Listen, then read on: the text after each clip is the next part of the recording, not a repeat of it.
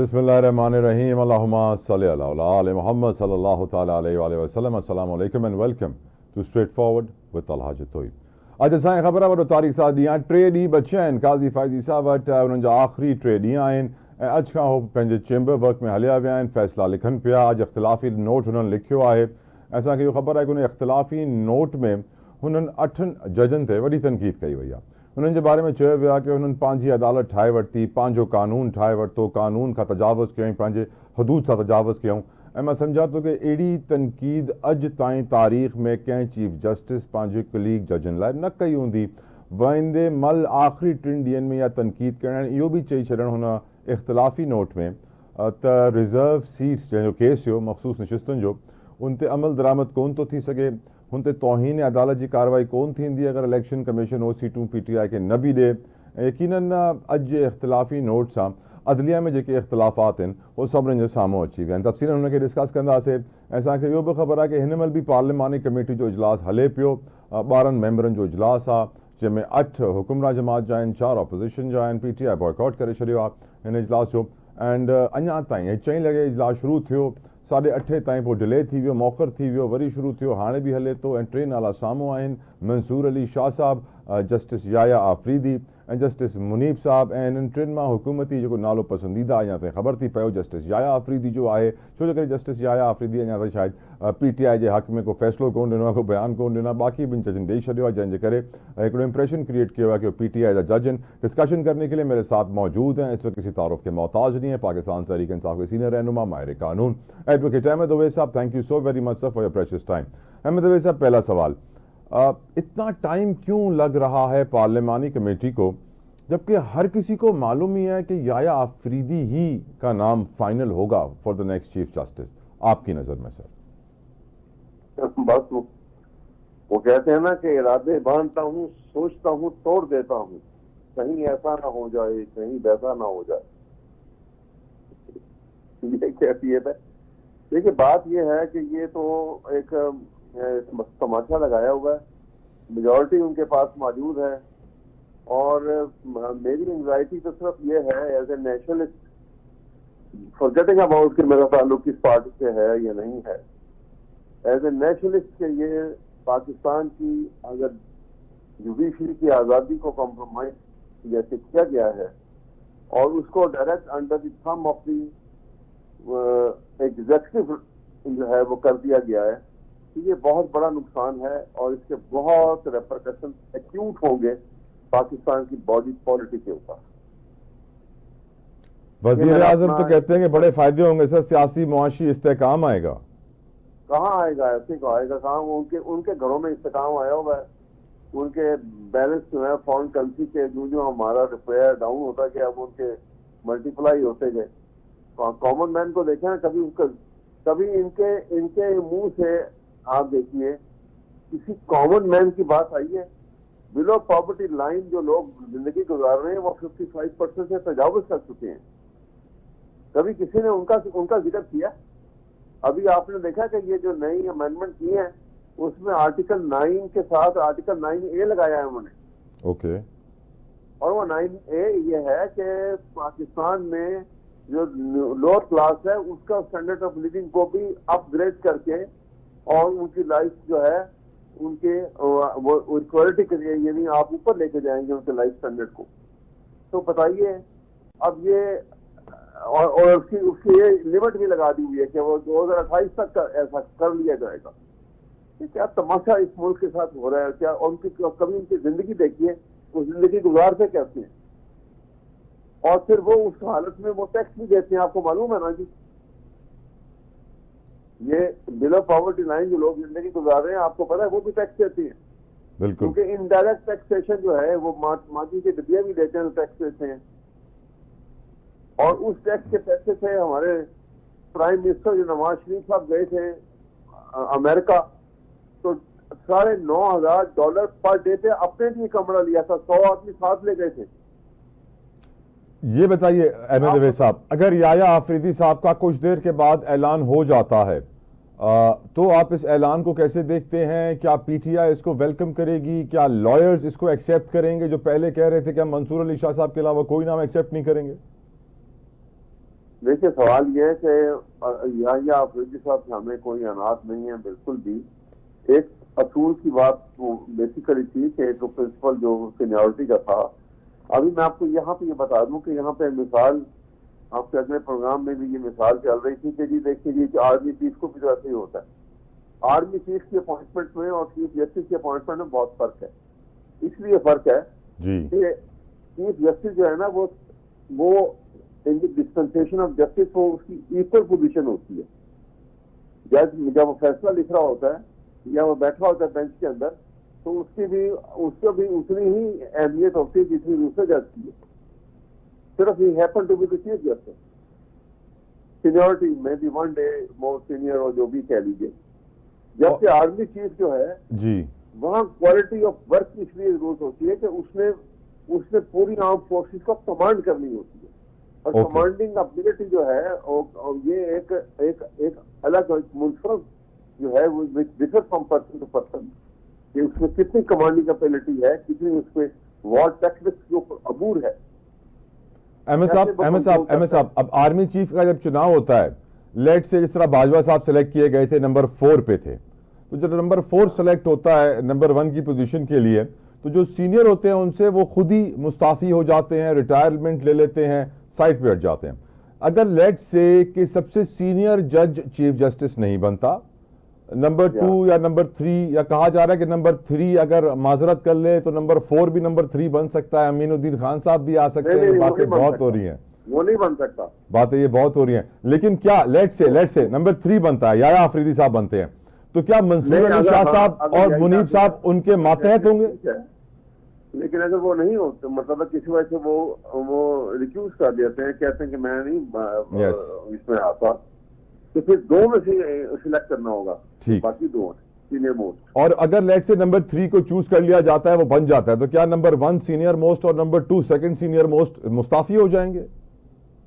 नहीं, कोई not essentially वहां पे, क्योंकि वो अंडर कमांड वाली बात होती है ना, वो उसके सिलसिला जरा मुख्तलिफ है। ओके, यहाँ अंडर कमांड नहीं है, बराबर है, लेकिन पावर ज्यादा चीज। यहाँ तो आपको पता है ना कि वो बेंचेस में जब आप ये सुन रहे हैं तो सब बराबर है, सबकी अहमियत कोई ज्यादा कम नहीं है। वैसे आप खुश होंगे, उदास होंगे अगर जस्टिस याया अफरीदी साहब का नाम आता है? जी, इसका जवाब तो दे दें, आप खुश होंगे, उदास होंगे? नहीं, मैं तो इसमें कोई उदास नहीं होऊंगा। ओके, और ये आपके लिए सब बराबर है। सिर्फ उदास हूँ तो सर इस वजह से कि ये एग्जेक्टिव के अंगूठे के नीचे आपने जुडिशरी को ले गए। मैं सब इस बात से तंग हूँ और तकलीफ है मुझे। सर आज के इख्तिलाफी नोट से तकलीफ हुई? सर इख्तिलाफी नोट से तकलीफ हुई आपको आज के? आपने देखा ना कि जो कमेटी बनी है, आप उसके अंदर सारे के सारे वो 2/3 मेजॉरिटी तो है हुकूमत की। जी हाँ, फिर भी इतना टाइम लग रहा है, यही तो सोचने पर मजबूर हूँ सर। क्या वजह हो सकती है अहमद अवैस साहब, क्या वजह हो सकती है? कोई गारंटीज ली जा रही होंगी? और क्या, बस मैं क्या कहूँ, बस जो ये जब आदमी जो है ना, जब वो साफ क्लियर आप ना हो तो इनको ऑफिस कहते हैं। एक सेइंग है इंग्लिश की कि public office is a last resort for scoundrel. हमारे यहाँ वो साबित होता है, मुझे ऐसा लग रहा है। एक की हिस्ट्री देख रहे, एक हिस्ट्री शीटर है इन सब में से, और इनको पब्लिक ऑफिस चाहिए अपनी बचत के लिए, अपनी प्रोटेक्शन के लिए। अहमद अवैस साहब, इस बात के कितने चांसेस है कि इन 3 जजेस से राब्ते किए जा रहे होंगे, बातें की जा रही होंगी, डिस्कशंस, डायलॉग एंगेज कर रहे होंगे सर? मेरा नहीं ख्याल ये वो तो बिहाइंड द सीन तो बहुत कुछ हो रहा होगा, अंडर करंट बहुत होंगे, सरफेस के ऊपर पुरसकून माहौल नजर आएगा। ये तो अजीबोगरीब एक सूरत हाल वहां पैदा यकीनन हुई होगी और हो रही होगी सब भी।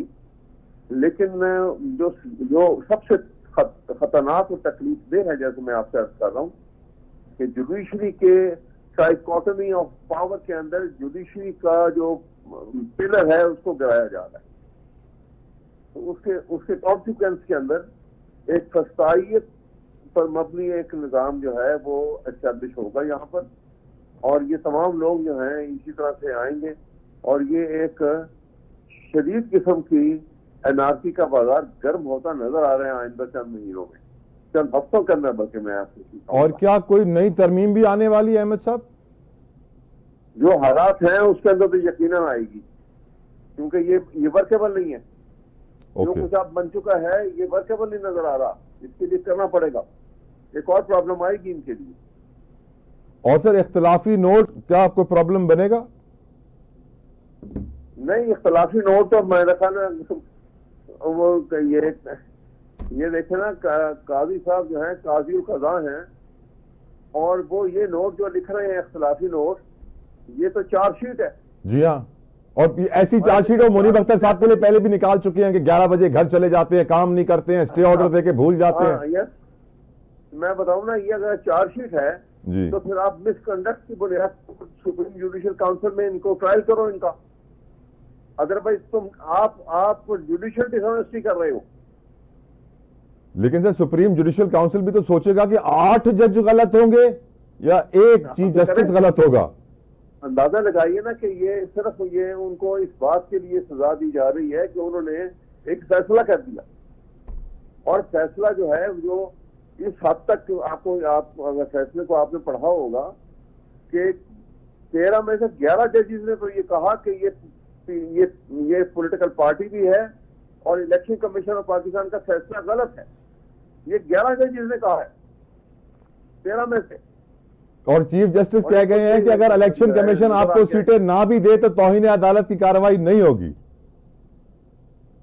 देखें, लेकिन अब देखिए ना, अगर तौहीन अदालत की कार्रवाई नहीं होगी तो एक मैसेज जा रहा है ना स्टेटमैन के लिए। लेकिन सर आपने ये स्ट्रेटेजी क्या है? जाते जाते भी अपने दोस्तों से दुश्मनियां क्यों बनाते हुए जा रहे हैं वो? बस ये शॉर्ट, ये जिसको कहते हैं ना मायोपिक व्यू जिसे कहते हैं, okay, short sightedness. Immediately game की तरफ देखते हैं। काजी साहब ने इमीडिएटली गेम देखे हैं, बस, इससे बियॉन्ड नहीं। उनकी तरफ से कोई और भी फैसला आप एक्सपेक्ट कर रहे हैं सर? कल और परसों 2 दिन और बाकी हैं, कहा जा रहा है कि कुछ भी हो सकता है। बहरहाल यहाँ तो पाकिस्तान है, there is many a slip between the cup and the lip जी यहाँ पे, लेकिन बहुत बुरा होगा। मैं बताऊं कि सोसाइटी में से जब जुडिशरी की अहमियत उसकी ताकत कमजोर पड़ जाए जी, तो society become free for all, और सोसाइटी फ्री फॉर ऑल होने की देर है। एनआरकी पहले है, ये इस हद तक बढ़ जाएगी कि ये कंट्रोल से बाहर निकल जाएगी। वैसे सर बड़ी परसेंटेज जो है भूख नंग का शिकार है। बिल्कुल सही कह रहे ये हैं। बड़ा हालात मुझे मुस्तकिल में, जहाँ पे बड़े फर्क अंदाज के लोग जो है बाहर जब निकलेंगे वो किसी के कंट्रोल में नहीं होंगे। अहमद साहब, मैं एक चीज सोचने में मजबूर हूं कि सुप्रीम कोर्ट के जो ऑनरेबल जजेस हैं सर, वो बड़ी मेहनत करके जज बनते होंगे, बड़ी उन्होंने तगदौ की होगी, लिटिगेशन कानून पढ़ा होगा, मेहनत, और जब वो जज बनते हैं और उनका चीफ जस्टिस उनके बारे में ऐसे लिखे कि उन्हें कानून का इल्म नहीं है, वो अपनी अदालत बनाए बैठे हैं, वो अपने ख्याली पुलाव बनाए बैठे हैं, उन्होंने हर काम गलत किया, गैर कानूनी काम किए उन्होंने, तो अगर कोई इतना इंटेलेक्चुअल, बाशऊर, लर्नेड इंसान के बारे में ऐसे रिमार्क्स उसका सरबरा, उसका बॉस उसको दे, तो कोई भी सर नॉर्मल शख्स तो फौरन इस्तीफा देकर चला जाएगा कि भाई मुझ में गैरत है, मैं इंसान हूं, आप मुझ पे गलत इल्जाम लगा रहे हैं। What do you expect from these 8 जजेस? ठीक कह रहे हैं। ये आपने काजी फायद ईसा साहब जो है, इनकी वो जजमेंट जो आप सामने रख लीजिए ना, अगर जो इन्होंने बंदे के निशान के ऊपर जो रात के 10-11 बजे रात के फैसला सुनाया था ताकि उसमें वक्त ही ना मिले आगे इलेक्शन में सस्पेंड कराने के लिए रिव्यू में, वो फैसला पड़े तो वो तो आपको पता, जब इस केस की प्रोसीडिंग हो रही थी ये रिजर्व सीट्स वाली, तो तमाम जज साहबान का इनवेरिएबली गालिबन 2 जजेस को छोड़ दें, जिसमें एक चीफ जस्टिस है और एक शायद कोई और होंगे, सब जजेस ने तनकीद की कि ये सारी गलती उस फैसले की वजह से हुई है जो काजी साहिब इंसान ने लिखा था। सर इंट्रा पार्टी का क्या होगा? सर इंट्रा पार्टी इलेक्शंस का क्या होगा? इलेक्शन कमीशन इसी तरह आप लोग को रुलाता रहेगा? बस जी, फिर वो आप देखें, अब ये तो उनकी देखिए ना, ये आपको पता है कि ये इस उजलत में ये जो बेंच बन रहा था और ये बनाया गया, पहले तो वो कोर्ट बन रहा था, कॉन्स्टिट्यूशनल बेंच बन गया जी, ये इसलिए बनाया जा रहा था, उसका सबसे बड़ा जो रीजन था कि अमेंडमेंट करके ये ताकत, ये पावर सुप्रीम कोर्ट से लेकर जो आर्टिकल 17(2) में दी हुई है, ये इस बेंच को दे दी जाएगी। सुओ मोटो की ताकत भी दे दी है सर उनको। जज जो है वो नॉमिनेटेड बाय प्राइम मिनिस्टर होंगे और वहां से पार्टी को, पीटीआई को बैन कराने का फैसला किया जाएगा। और कहा जा रहा है अमीनुद्दीन खान साहब को चुना गया है आईनी बेंच की सरबराही के लिए। सर ये भी जरा कुछ कह रहे हैं ऐसी बातें। किसके लिए? अमीनुद्दीन खान साहब को आईनी बेंच की सरबराही के लिए शॉर्टलिस्ट किया गया है। जी, सुनने में आ रही हूँ। अगर ये हो गया तो क्या होगा सर?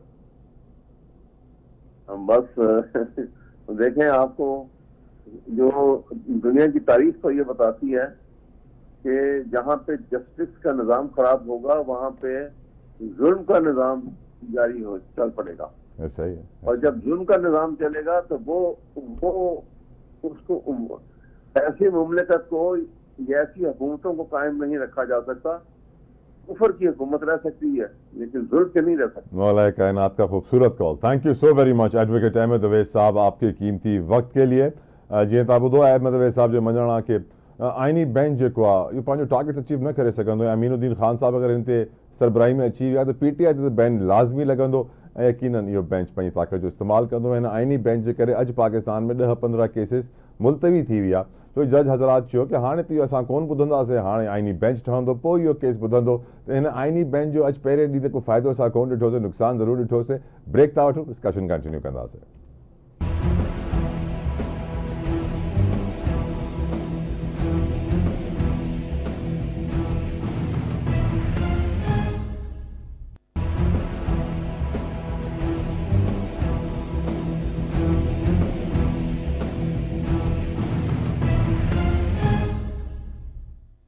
सस्पेंस अञा बरक़रार आहे। पार्लिमानी कमेटी जो इजलास जारी आहे जंहिंमें 8 माण्हू हुकूमती पेंशन जा आहिनि। हुननि में अञा ताईं इत्तिफ़ाक़ न थी सघियो आहे। 3 टोटल नाला आहिनि जंहिंमें इत्तिफ़ाक़ थियणो आहे। अलाए छा वजह आहे कि याया आफ़रीदी साहब जे नाले खे अनाउंस करण में हिन कमेटी के इतनो टाइम तो लगे। डिस्कशन करने के लिए मेरे साथ मौजूद है, किसी तारुफ के मोहताज नहीं है, माहिर कानून है, लीगल एक्सपर्ट है, लीगल कम्युनिटी के फ्रेटर्निटी के रहनुमा भी हैं, आरिफ चौधरी साहब। Thank you so very much आपके कीमती वक्त के लिए।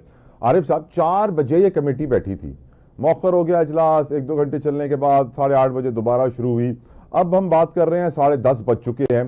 3 नाम हैं, पूरी पाकिस्तान को मालूम है ये बात कि 2 जज उनमें से ऐसे हैं जिन्होंने पीटीआई के हक में फैसले दिए हुए हैं और उनकी काजी फायज ईसा साहब से नहीं बनती थी, और 1 जज ऐसे हैं जिनकी काजी फायज ईसा साहब से बनती है। इसीलिए हर कोई जानता है कि जस्टिस याया आफरीदी का नाम आएगा। लेकिन फिर भी पार्लिमानी कमेटी अनाउंस करने में इतना टाइम क्यों लगा रही है आपकी नजर में? चौधरी साहब,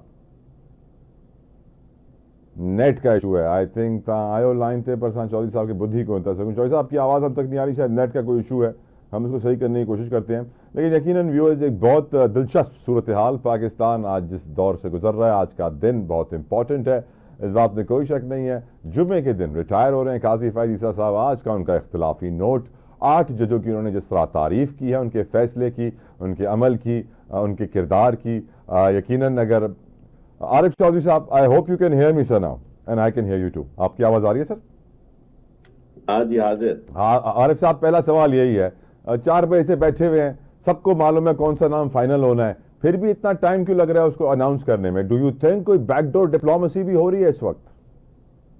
देखिए, मैं आपको अर्ज करूं कि बैकडोर डिप्लोमेसी बहुत ज्यादा हो रही है, क्योंकि असल मामला तो चीफ जस्टिस का ही था, जिसकी वजह से इतना ज्यादा ये जोर लगाया गया कि फौरी तौर पर ये अमेंडमेंट की गई और सब लोगों को दबाव के जरिए या जो भी इस्तेमाल किया गया तरीकेकार फाइनली, यानी मतलब ये खतरा जो था मंसूर अली शाह का और ये 8 रुकनी बेंच का, उस खतरे के पेश नजर ये सारी कार्रवाई हो रही है।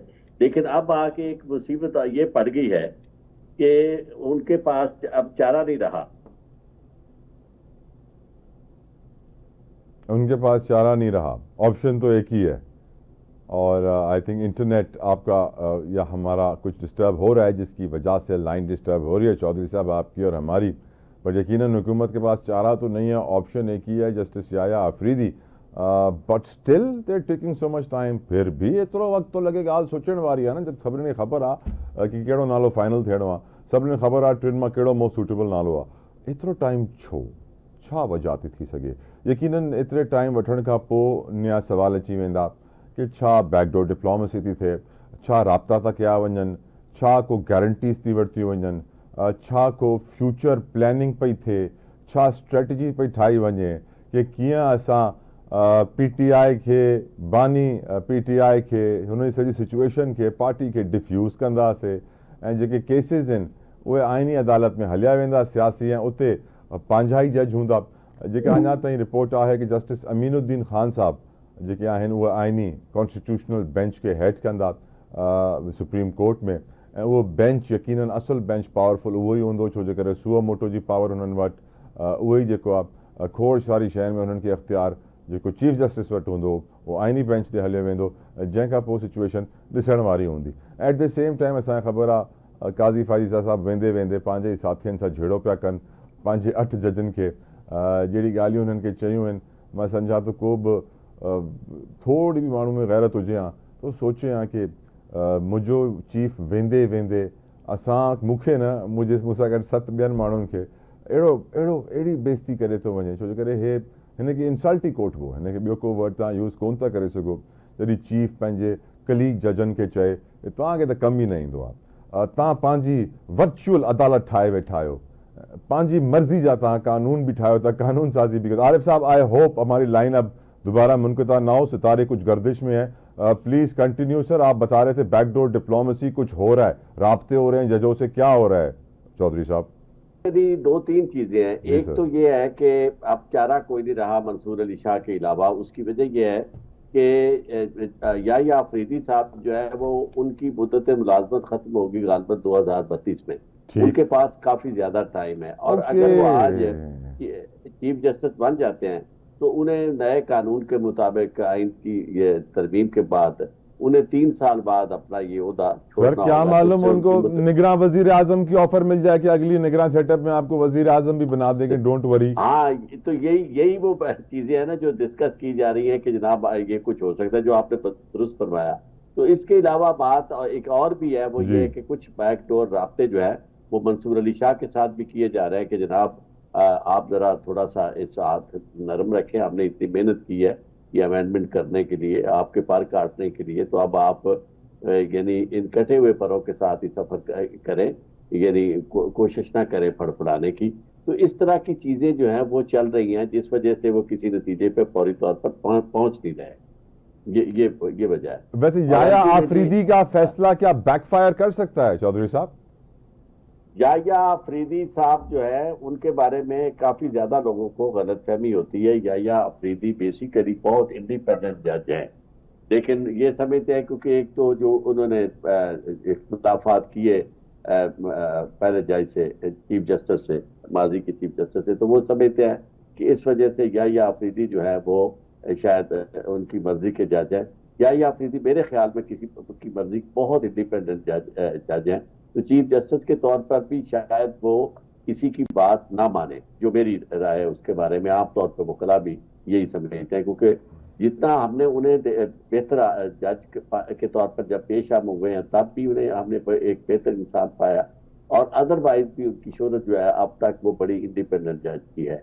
तो 3 जजेज जो है इस वक्त इनके पास, तीनों ऐसे हैं कि जो अपने अपने तौर पर ठीक जजेज हैं। अब मुनीब साहब जो है, मुनीब अख्तर साहब, उनका भी ऐसा रैकेट है कि उनके खिलाफ कोई ऐसी इनके पास फाइल मौजूद नहीं है कि जिस पे उन्हें ब्लैकमेल किया जा सके, तो इसलिए वो फंसे हुए हैं इस मामले में। और आरिफ साहब अगर नंबर 3 को चूज कर लिया जाता है, याह्या अफरीदी साहब का फैसला हो जाता है, तो नंबर 1 और नंबर 2 इस्तीफा देके चले जाएंगे या मातहत होकर काम करेंगे? देखें, मैं आपको अर्ज करूं कि एक रास्ता ये होता है कि इस्तीफा दे के चले जाना, लेकिन ये कमजोरी का रास्ता है। मेरा नहीं ख्याल है कि ये वो रास्ता चूज करेंगे। उसकी वजह ये कि घर से आके बैठ के किताबों में लिखना कि जी हमारे साथ ये हुआ था, ये हुआ, उसकी कोई अहमियत नहीं है। They will call shots. अब अभी जज के तौर पर उनके पास पावर्स हैं, वो तो उनसे कोई ले नहीं सकता, उनका टेन्योर जो है वो भी कोई खत्म नहीं कर सकता, तो वो क्यों छोड़ेंगे? दोनों जजेस जो है वो अपना रोल प्ले करेंगे बैठ के, वो इस्तीफा नहीं देंगे। काजी फाइज ईसा साहब ने जाते जाते अपने 8 जजों के साथ ये क्या कर दिया चौधरी साहब? काजी साहब ने असल में जजों के साथ नहीं, अपने आप के साथ ये सब कुछ किया है। ओके। मतलब है, उसकी वजह यह है कि मैं आपको इसकी कोई हैसियत नहीं है इस इख्तिलाफी नोट की जो उन्होंने लिखा है। ओके। उसकी वजह यह है कि देखें, आप कोई जजेस की ACR नहीं दिख रहा है, आप एक फैसला जिसमें आप भी बैठे हुए हैं और वो भी बैठे हुए हैं, आप अकलियत में आ गए हैं, वो अक्सरियत में आ गए हैं। अक्सरियत का, ये मैं आपको कानूनी बात बता रहा हूँ, अक्सरियत का फैसला जो है वो प्रिवेल करेगा, वो that is the judgment of supreme court. आपकी जो जजमेंट है वो उसकी एकेडमिक वैल्यू हो सकती है, लेकिन आप उन पे अस्पर्शन कास्ट नहीं कर सकते उनके फैसले पे। इस तरह यानी आप, ये तो बिल्कुल इस तरह है कि जिस तरह डिप्टी कमिश्नर जो है वो असिस्टेंट कमिश्नर के फैसले के ऊपर ये कहे कि जनाब इसमें ये गलतियां हैं, वो भी ऐसा नहीं करते। यानी ये तो बिल्कुल नामुनासिब बात है और गैर आईनी और गैर कानूनी, इसकी कहीं दुनिया में नजीर नहीं मिलती कि जो अक्सरियत का फैसला है उसको अकलियत ने उसके ऊपर बतौर फैसले के इस तरह के यानी अस्पर्शन जो है वो कास्ट की हो और इस तरह के नेगेटिव कमेंट्स किए हों। तो काजी साहब, लेकिन सर आरिफ साहब कमेंट्स तो देखिए, कहा गया 8 जजों ने गैर कानूनी काम किया, अपनी अदालत लगाई, खुद कानून साजी की, वो काम किया जिसकी कोई नजीर नहीं मिलती। मखसूस नशिस्तों के फैसले पर अमल इसलिए नहीं हो सकता, वजाहत के लिए रुजू की इजाजत का मतलब मुकदमा निपटाया ही नहीं गया, और अगर इलेक्शन कमीशन ये रिजर्व सीट्स ना भी दे तब भी कोई तौहीन अदालत की कार्रवाई नहीं होगी। तो ये तो न सिर्फ कहा जा रहा है एक तरीके से इलेक्शन कमीशन को कि आप सीटें मत दीजिएगा, 8 जजों को भी कहा जा रहा है कि आप लोग तो जज बनने के लायक ही नहीं हो। देखिए, मैं आपको एक अर्ज करूं ना, सुप्रीम कोर्ट का जब फैसला आ जाता है तो उसे चीफ जस्टिस की हैसियत ये नहीं है कि वो एग्जीक्यूटिंग अथॉरिटी है। अग्रीड। कि वो कहे कि जी इस पे आपने अमल दरामद नहीं करना। इससे पहले जो इख्तिलाफ करने वाले 2 जजेस थे उन्होंने भी इसी तरह के कमेंट्स किए थे और उन्होंने कहा था कि जी इस पे अमल दरामद ना किया जाए। ये बुनियादी तौर पर फैसला ये इख्तिलाफी नोट नहीं है, बल्कि ये उनके बुग़्ज़ के और उनकी अपनी ज़ाती ताल्लुक और अपनी ज़ाती मनफियत की वजह से, जो मैं बिल्कुल क्लियरली मैं ये कह रहा हूँ, उसकी वजह से इस तरह के कमेंट्स हैं। वरना पूरी दुनिया में के ये मिसाल ही नहीं मिलती कि इख्तिलाफ करने वाला ये कहे कि जो अक्सरियत ने फैसला किया उस पर अमल दरामद ना किया जाए। वो ये तो कह सकता है कि ये टेक्निकल बुनियादों पे वो अपनी राय देगा। कभी भी नहीं होता कि फैसले के बारे में कमेंट किए जाए जो अक्सरियत का, उसमें वो अपने पॉइंट्स देगा कि ये मैं ये समझता हूँ, मैं ये समझता हूँ, हम ये समझते हैं। वो सारे के सारे जितने भी खिलाफ वो अपने नोट्स लिखाते हैं।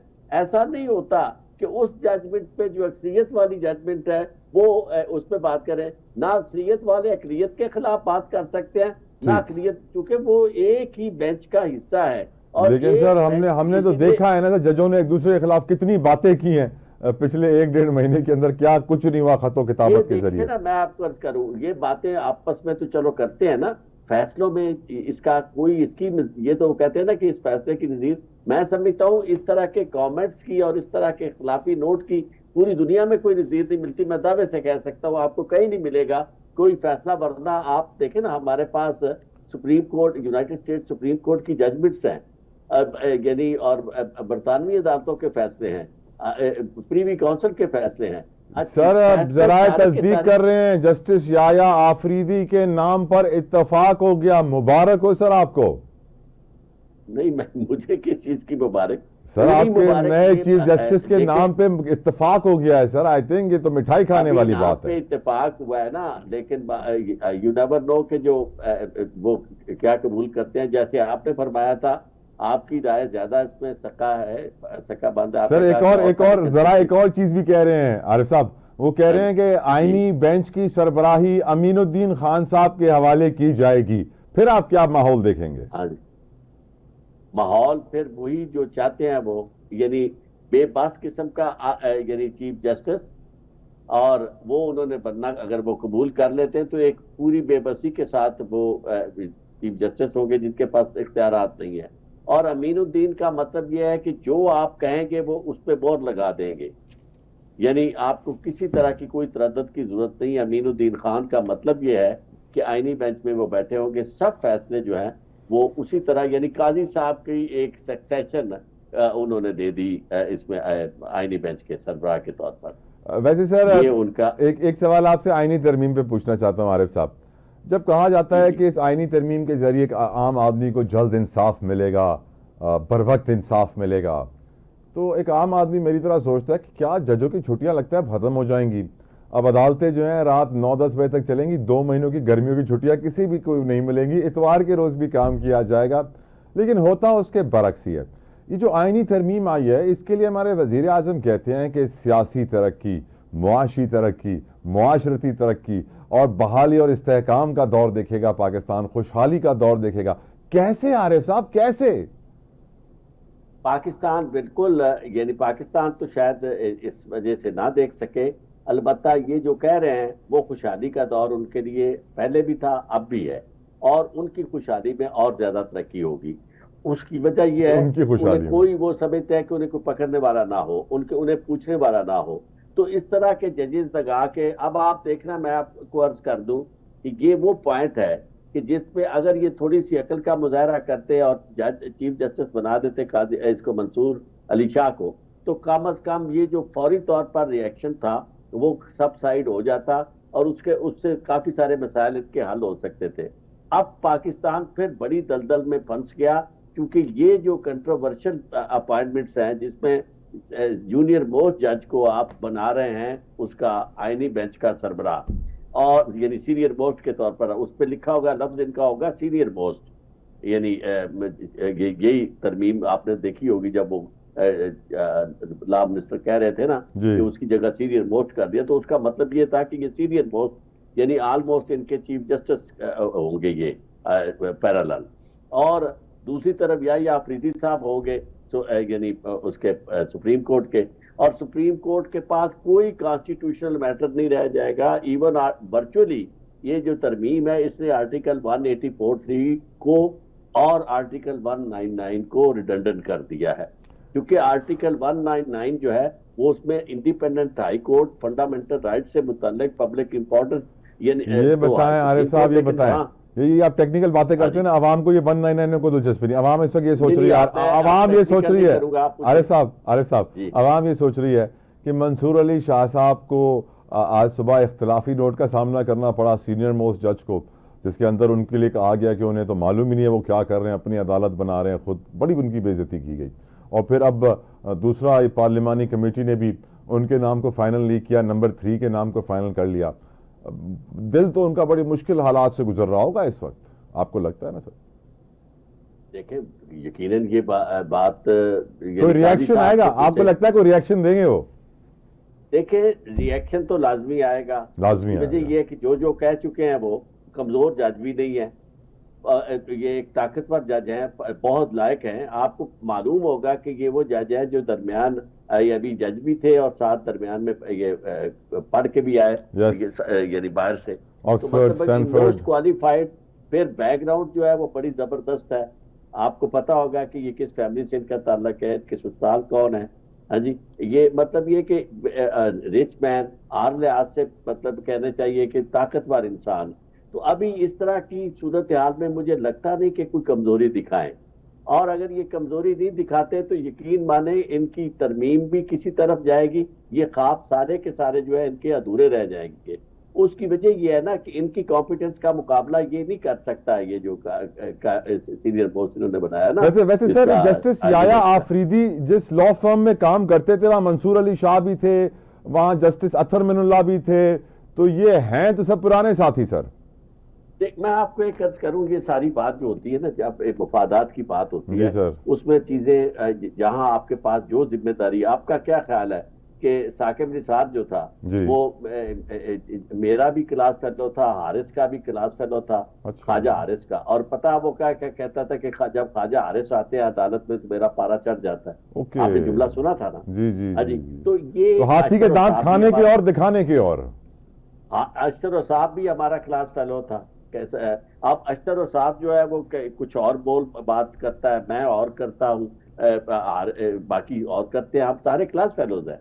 तो बात यह है कि ये जहां जहां इंसान जिंदगी में बैठा होता फिर ये कोई मैटर नहीं करता कि आप किसी क्लास फेलो रहे हैं या किसी एक फर्म में रहे या क्या आपकी चीजें, क्योंकि बेसिकली आपको वो जो आपकी जिम्मेदारी है, जो रिक्वायरमेंट्स है उसकी, क्योंकि चलें। उस वक्त आपके से जरूरी देने सवाल वाले काम ले रहे होते हैं। आरिफ साहब, जरूरी सवाल, जस्टिस जी। ऑनरेबल याया आफरीदी साहब मुस्तकबिल के चीफ जस्टिस के लिए सबसे बड़ा प्रॉब्लम, सबसे बड़ा चैलेंज क्या होगा? सबसे बड़ा प्रॉब्लम ये इनके लिए ये होगा कि ये 8 रुकनी बेंच की जो जजमेंट है, ये सबसे बड़ी बात है। रिजर्व अगर seats. Supreme court reserve seat वाली, अगर ये उस पे अमल दरामद के रास्ते में रुकावट बनते हैं, ये तो नहीं बन सकेंगे। और अगर इसमें ये इनके लिए, और सबसे इससे भी बड़ा यदि इस मामले को साथ रखें, और एक बड़ा प्रॉब्लम इनके लिए ये होगा कि जो सुप्रीम कोर्ट इतनी ज्यादा डिवाइडेड है, और उसको इकट्ठा करना, और कॉमन पॉइंट अब रह नहीं गया क्योंकि दोनों के अलग अलग मफादात हो गए। सुप्रीम कोर्ट में वो दरार पड़ी है जो कभी किसी ने सुनी नहीं थी, किसी ने देखी नहीं थी। उसकी वजह यह है कि अगर छोटी छोटी बातें हो जिस तरह माजी में थी तो वो तो खत्म हो सकती है, बातें अब बड़ी बड़ी हैं। मफादात यानी की तकसीम में एक ग्रुप एक तरफ है और दूसरा ग्रुप जो है वो दूसरी तरफ है। अब इस तकसीम को खत्म करना क्या या अफरीदी के पास की बात है या नहीं है, और ये सबसे बड़ा चैलेंज। उसके बाद दूसरा चैलेंज ये है कि ये जो लॉयर्स हैं, उन्होंने ये कहा है कि वो जूनियर जज के सामने पेश नहीं होंगे, वो इस आईनी तरमीम को इस तरह तस्लीम नहीं करते। भूखे मरेंगे सर अगर पेश नहीं होंगे, कैसे घर चलाएंगे अपना? फिर अदालत में पेश नहीं, ये देखे ना, घर तो फिर आपको पता है तहरीक तो चलेगी, अब भी जारी चलेगी। तहरीक तो सर वो कह रहे हैं वकला बिक गए हैं, उन्होंने पैसे ले लिए हैं सर। देखे ये हर दौर में बिकते हैं। यदि पहली दफा ऐसा हुआ कि सुप्रीम कोर्ट का प्रेसिडेंट जो है वो उनके हाथ में चला गया, मुस्लिम लीग नून के हाथ में। सुप्रीम और पाकिस्तान बार काउंसिल का मेंबर जो थे आजम नजीर तारड़, आसिफ नून था प्रेसिडेंट, आजम नजीर तारड़ मेंबर, दोनों उनके हाथ में चले गए। और जितना काम माजी में किया ज्यादातर इसी ने किया, यानी आसिफ नून ने, जब ये दरमियान में शटल कॉक का रोल प्ले कर रहा था पिछले चीफ जस्टिस के साथ। तो ऐसी सूरत हाल में देखें डिवीजन तो बिल्कुल मौजूद है, लेकिन जब वकला, आप कितने ज्यादा लोग हैं जिनके मुफादात है वकला के, ज्यादा वकला उसी तरह जिस तरह अवाम इस वक्त यानी बुरी हालत में है, उसी तरह वकला भी बुरी हालत में है। अदालती निज़ाम अगर दुरुस्त ना हो तो वकला की हालत तो बहुत बुरी होती है। तो वकला को तो अपने लिए भी मैं समझता हूँ कि स्ट्रगल करनी होगी, क्योंकि अगर वो स्ट्रगल में नहीं आते तो they are finished. Thank you Arif Chaudhry साहब, बहुत बहुत शुक्रिया आपके कीमती वक्त के लिए। यकीनन व्यूअर्स वरी खबर अची चुकी है, जस्टिस याया आफरीदी नालो फाइनल थी वियो आहे। ॾिसूं था कि छा जस्टिस याया आफरीदी अची करे निज़ाम अदल में बहितरी आणे सघंदो, जजनि में जेके इख़्तिलाफ़ात खुली करे मुल्क जे साम्हूं अची विया आहिनि उहो ख़तमु करे सघंदो, छा सुप्रीम कोर्ट जो इमेज वापसि क़ौम जे साम्हूं बहाल थी सघंदो, छो कि जज पाण में ईअं विढ़नि था कि इमेज अफेक्ट थियो आहे। तो हाणे तव्हां सां मुलाक़ात थींदी, पंहिंजो ख़्यालु रखिजो, अल्लाह हाफ़िज़।